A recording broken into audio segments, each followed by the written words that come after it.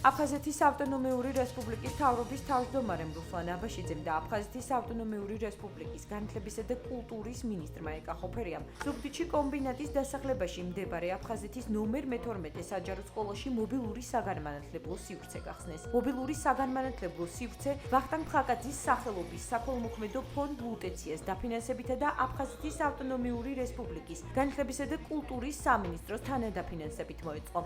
ამავე თანამშრომლობის ფარგლებში მობილური სივრცე კომპიუტერული ტექნიკით საჭირო ავეჯით და ინვენტარით აღჭურვა. ღონისძიების ფარგლებში სკოლის მოსწავლეებმა მიწვეული სტუმრებისთვის საზეიმო კონცერტი გამართეს. გაიხსნა და განახდა სივრცე, რომელიც მოემსახურება ყველა მოსწავლეს, ვინც სწავლობს ჩვენ ამ სკოლაში და არა მხოლოდ. რაც არის ძალიან მნიშვნელოვანი პროცესი და ინიციატივა, რომელიც მოემსახურება იმ პროცესს, რომელიც არის დაკავშირებული ხარისხიან განათლებასთან. და მე მოხარული ვარ, რომ ჩვენ შევძლებთ ამ ინიციატივის განხორციელება და ამ ინიციატივის უკან დგას ვახტანგ ფხაკაძეს სახელობის საქველმოქმედო ფონდი. და მე ძალიან დიდი მადლობა მინდა გადაუხადო ამ ფონდს.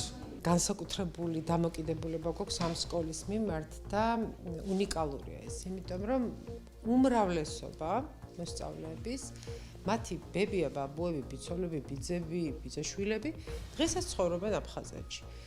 და ისინი შაბათ-კვირას გადადიან, იქ რაღაცა ბებია, ბაბუას ეხმარებიან ხშირად რაღაც სამეურნეო საქმეებში, აღარაფერი მომართვათ ყველა დღესასწაულზე.